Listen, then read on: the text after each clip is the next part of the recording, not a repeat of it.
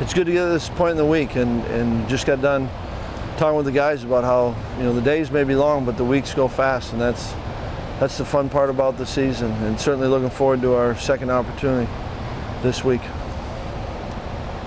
Well, how has Xander handled the workload this week? Do you expect him to play on Saturday? Yeah, I think Z has handled it. I think Isaiah's handled it, and you're always concerned about how not concerned, but you want to make sure you're checking. Tuesday and Wednesday are good work days, and both felt good today, so that's encouraging, and so we anticipate both of them playing. Do you go in with, for a guy like that coming off injury, do you go in with a set snap count, or is it just kind of how they feel throughout the game?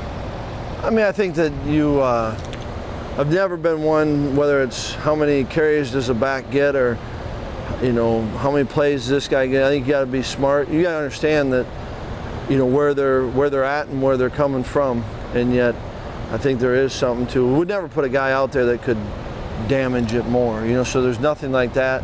Obviously, there's being in shape, and then there's a component to kind of being in football shape. And it's a different time. It's hard to prepare for that, right? Where you got guys, especially those two, you got guys on your body leaning on you.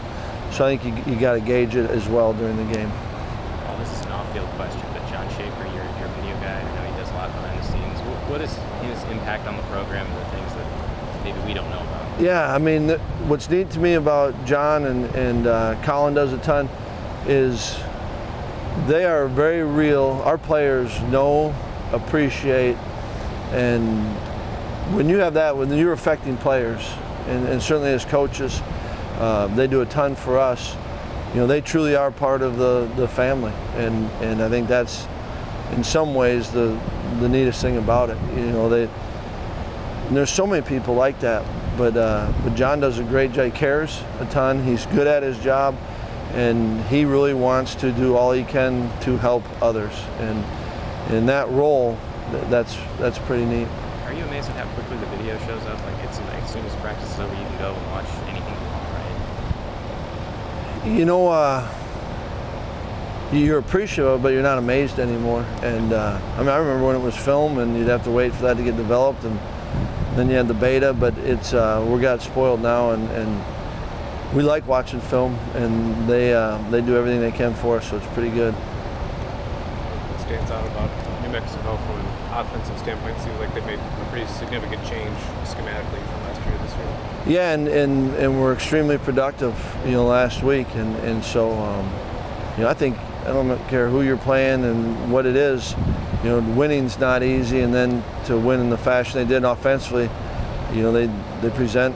You've got to play sound football, good team defense, and you could probably say that every week, but it's a good scheme, and they've got players that I was impressed with how it seems like they've learned it and understood it. It didn't look like a first game of a new offense, and so we've got to be on point. When you have over 100 guys on the football team, there are bound to be people that leave at various times, but there have been 3 in the last week and a half or so. Do you have any concern about that, or do you feel like they're all isolated incidents? How do you evaluate having 3 different people? Yeah, I mean, what's neat about this whole deal is that there's 120 different individuals, and therefore all have different circumstances, and it's not, to me, okay, this is an isolated incident with these 3, or they each have their own story, and you appreciate each kid, and you appreciate and want to try to help them navigate the waters through it. So, if you say, you're always concerned about the guys that are in your program and what's going on in their world and their life. I'm not concerned about the state of the program or something that's happening there, but wouldn't be telling the truth if you're not concerned about each individual, and those individuals, even when they leave, you still are concerned about them. You want them to do well. You want them to get through things that they got to get through, whatever that may be. It's not like they're out the door and you just don't deal with them anymore.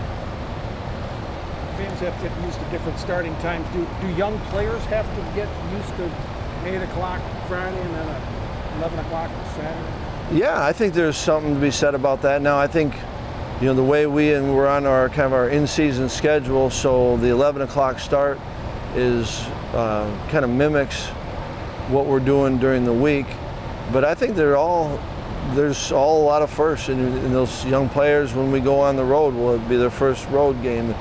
And so I think any time that you go through a first, whatever that may be, it's something that they haven't experienced yet, so they got to go through it for the first time. But you also try to keep enough consistency within the variety of scheduling so that they can kind of, okay, this is what to expect next. But and even each week's different. You know, I mean, you could have the same time, but that's what's kind of fun about the game, is each week it's a different set of challenges, different things that you've got to adjust to be able to give yourself the best chance to play your best.